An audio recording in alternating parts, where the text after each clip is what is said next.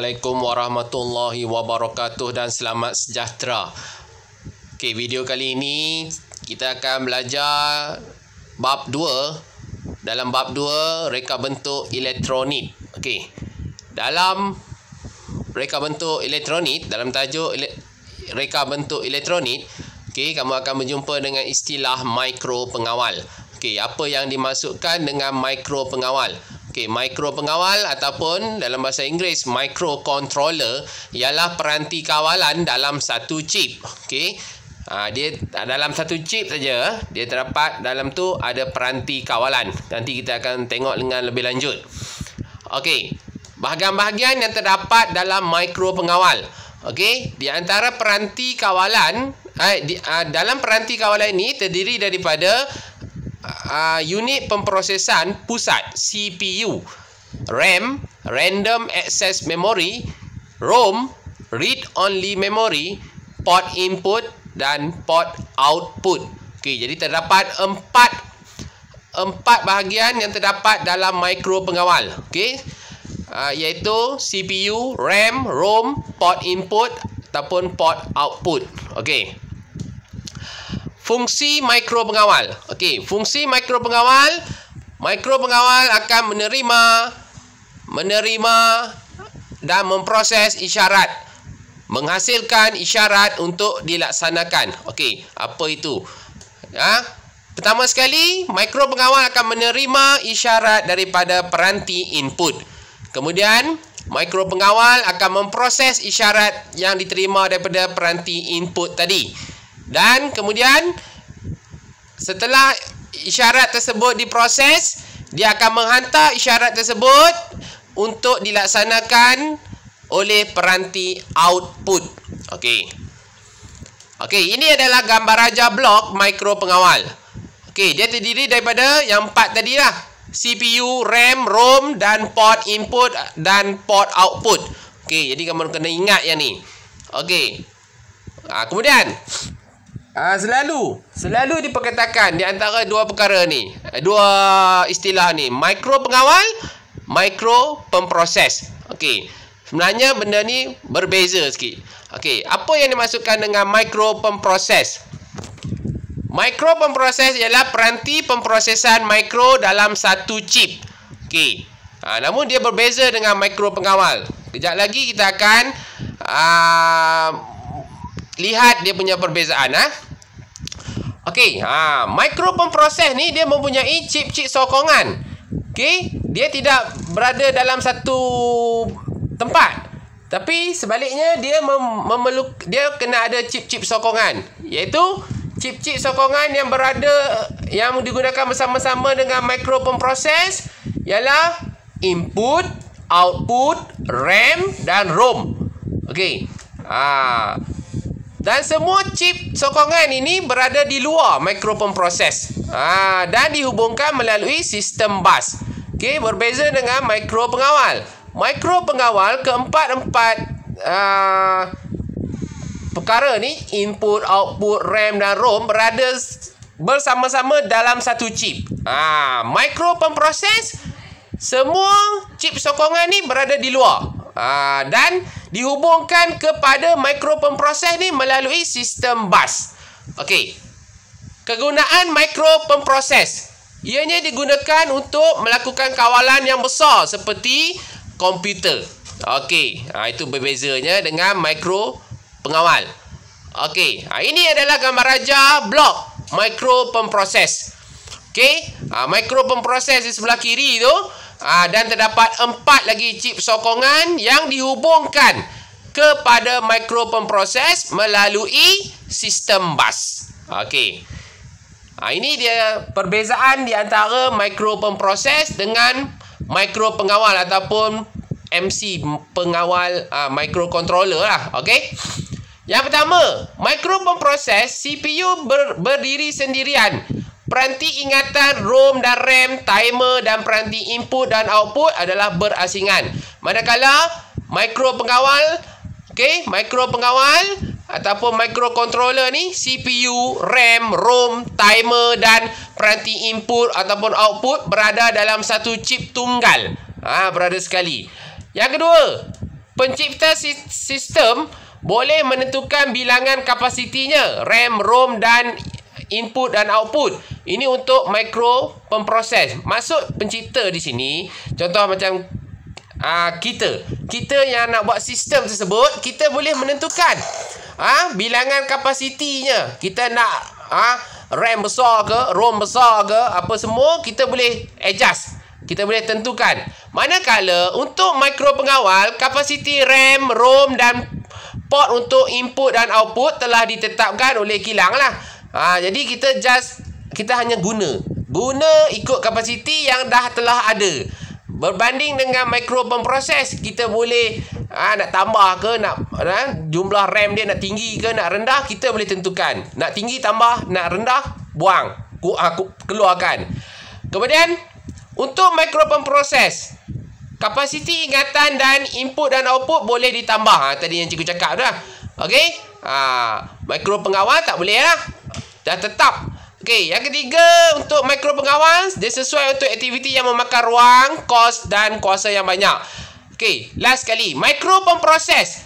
Dia digunakan untuk penggunaan AM.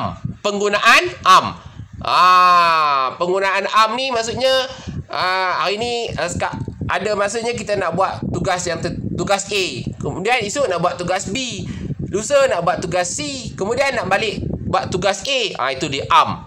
Boleh buat semua. Manakala mikro pengawal, dia hanya untuk penggunaan khas. Kalau dia di settingkan untuk tugas A, buat tugas A je lah. Contoh dia untuk nyalakan lampu saja.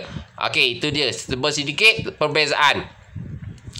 Okey, sekarang kita nak tinggalkan mikro pemproses sebab fokus utama dalam bab ni dan tajuk ni kita nak belajar mikro pengawal. Okey, bahagian-bahagian dalam mikro pengawal. Okey, kita boleh bagikan kepada 3, iaitu input, proses dan output. Okey. Ni gambar rajah blok bahagian utama dalam mikro pengawal. Okey. Input. Okey, bahagian input. Input ni lah dia akan menerima input. Okey. Apa tu isyarat luar, isyarat apa yang dia nak. Kemudian dia akan hantar kepada unit pemprosesan pusat CPU, iaitu bahagian proses, dan apabila isyarat tersebut telah diproses, dia akan hantar pula kepada bahagian output, iaitu output lah. Okey, ini dia gambar rajah blok bahagian utama dalam mikro pengawal. Okey, apakah itu bahagian input? Kita tengok input dulu. Bahagian input ialah salah satu bahagian yang terdapat dalam mikro pengawal. Apakah fungsi bahagian input ni? Bagaimana dia berfungsi? Okey, bahagian input ni dia akan menerima isyarat daripada peranti input. Okey, kemudian dia akan menghantar isyarat yang diterima kepada unit pemprosesan pusat. Dia terima, hantar. Dia tak proses. Okey. Terdapat 2 jenis peranti input, iaitu peranti input digital dan peranti input analog. Okey. Contoh peranti input digital. Okey, kalau boleh nampak gambar tu. Okey, ini dinamakan switch tekan tutup. P tu tertutup dengan gambar tu. Okey. Ini switch tekan tutup. Switch ni namanya tekan tutup. Tekan tutup di sini bermaksud apabila punat switch ini ditekan, yang warna merah tu ditekan, litar akan tertutup dan arus dapat mengalir. Ini beza.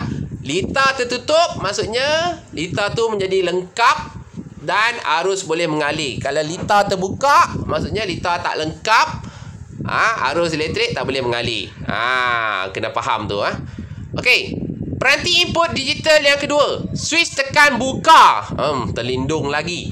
Okey, bagaimana dia berfungsi? Apabila punat switch ini ditekan, yang warna hitam ke atas tu, apabila dia ditekan, litar akan terbuka dan arus akan terputus. Litar akan terbuka dan arus akan terputus.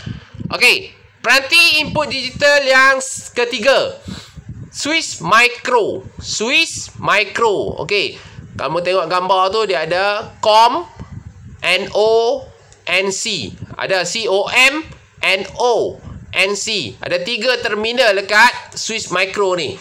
COM tu dia adalah COM. Selalunya kita bubuh COM ni selalunya memang kita pasang satu wire negatif ke positif. Okey. Wire yang kedua, sama ada kita bubuh NO ataupun kita letakkan NC. Kalau kita letakkan NO, tak letak dah dekat MC. NO ni apa? Normally open. Normally open. Normally open ni maksudnya kalau tak tekan apa, switch tu tak ditekan apa, okey, litar tu dalam keadaan terbuka. Maksudnya tak ada arus mengalir. Kalau kita tekan baru dia close. Baru dia litar tu tutup. Normally. N tu normally. Okay, open. Kalau normally close, kalau tak tekan pun dalam keadaan macam tu, litar tertutup, arus dia mengalir. Okey, terdapat 2 fungsi Swiss Micro ni. Dia boleh bertindak sebagai switch tekan tutup. Switch tekan tutup iaitu apabila terminal COM dan NO digunakan. Okey. Switch tekan buka apabila terminal COM dan NC digunakan. Okey, benda ni tak nampak cikgu ni sekadar penerangan je. Okey, dia tak nampak selagi kita tak buat benda ni. Nanti kita buat amali. Ni penerangan je. Okey, seterusnya peranti input digital yang ke berapa dah ni? Tak ingat. Okey, nama dia penderia pergerakan, motion sensor. Okey, fungsi dia untuk mengesan pergerakan haba yang dihasilkan oleh manusia ataupun haiwan. Okey. Peranti input digital yang seterusnya, macam dalam gambar tu, okey, namanya ialah penderia air. Fungsi dia mengesan kehadiran air pada sesuatu tempat. Okey, cara dia berfungsi, okey, dia akan memberikan isyarat. Okey, ni peranti ni dia akan memberi isyarat 1 ataupun 5 volt jika tiada kehadiran air. Dia kedua, dia memberi isyarat 0 ataupun 0 volt jika ada kehadiran air. Ni peranti. Okey, dia hantar kepada mana? Dia hantar kepada input. Input pula pas dekat bahagian proses CPU. CPU akan proses isyarat tersebut kan, macam tadi lah.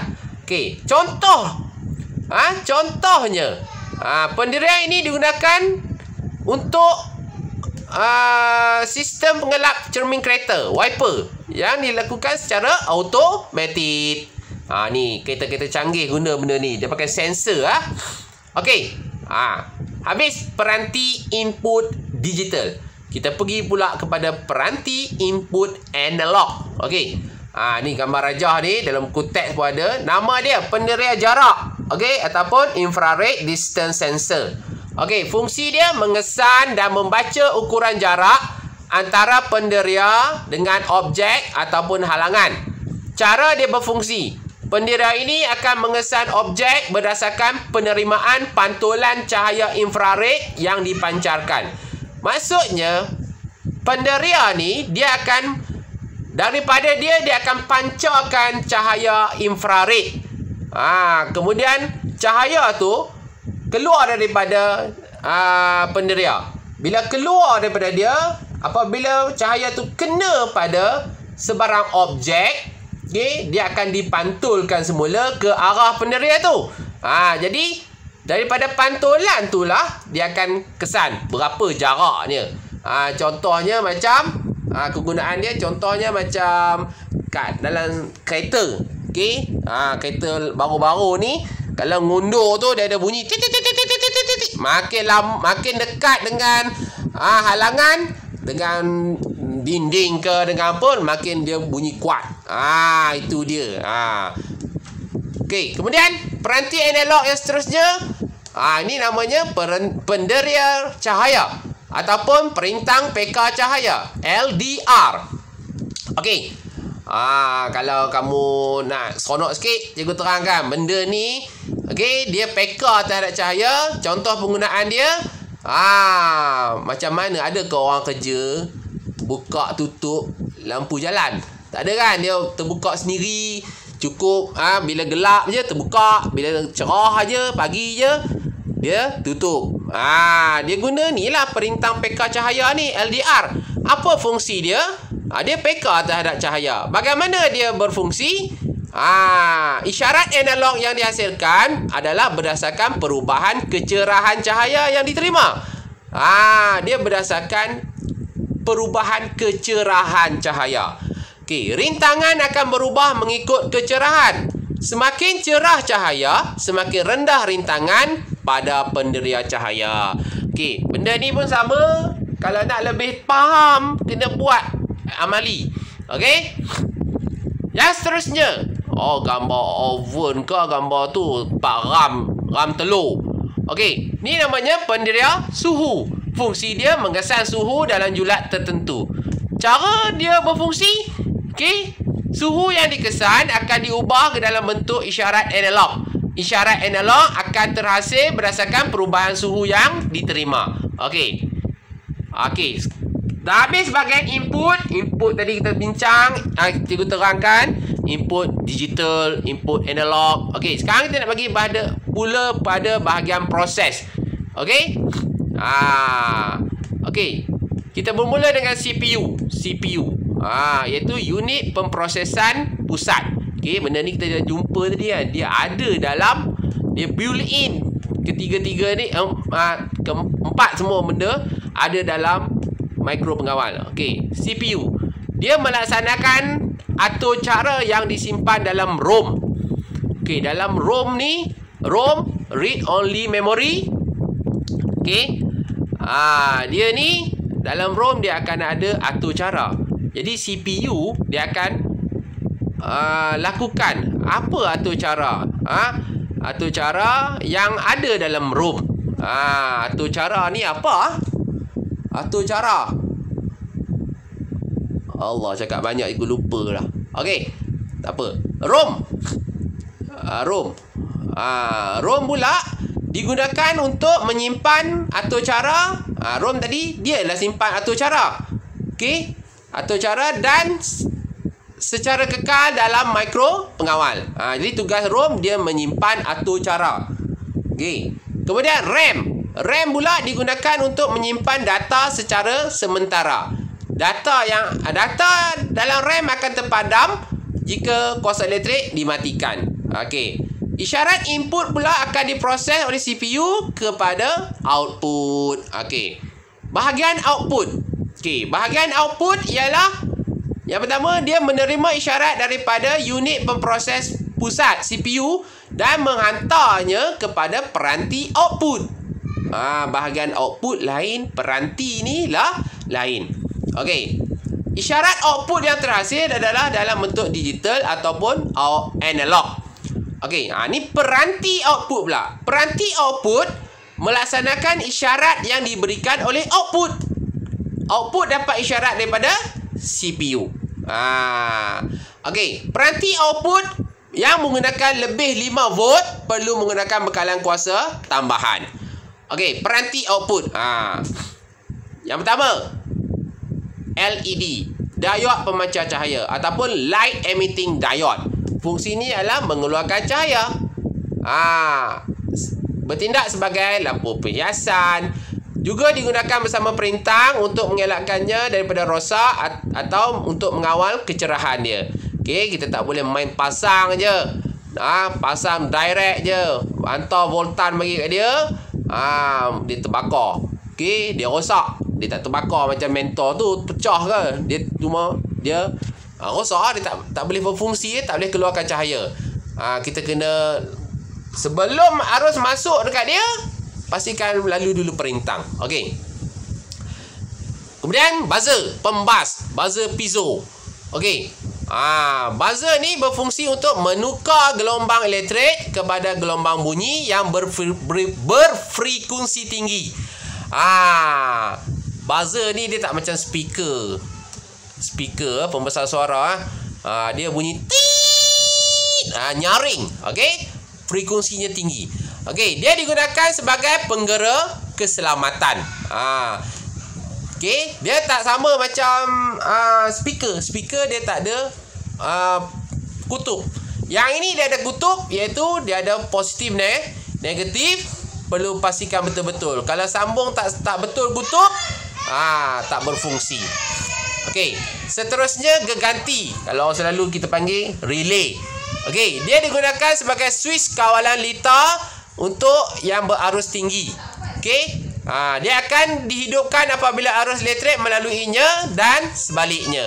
Kalau tak ada arus elektrik mengalir melaluinya, dia tak hidup. Itu dia. Okey, seterusnya output lagi, peranti output lagi, motor arus terus. Okey, motor arus terus. Okey, ataupun motor DC, direct current.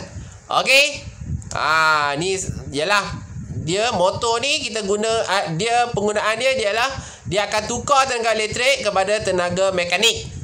Okey, motor ini menggunakan bekalan elektrik sebagai sumber dan menghasilkan tenaga mekanik dalam bentuk daya kilas dan putaran. Motor elektrik telah digunakan secara meluas dalam kehidupan kita pada hari ini. Okey, antaranya kita gunakan motor ni dalam pengisar, kipas angin, penyaman udara dan sebagainya. Okey, last kali, peranti output. Okey, lampu LED 12 volt. Sekarang rumah dah banyak dah. Okey, dia tak pakai lampu pena floor yang lama dah. Dia pakai lampu LED ni. Okey, bentuk sama macam lampu pena floor yang dulu-dulu, tapi bezanya kandungan dekat dalam. Rupanya dia letak LED. Jimat elektrik. Jimat. Dia berfungsi untuk menggunakan cahaya apabila arus elektrik mengalir melaluinya. Okey, cikgu harap ini pengenalan kepada reka bentuk elektronik. Okey, sekian daripada cikgu. Assalamualaikum warahmatullahi wabarakatuh.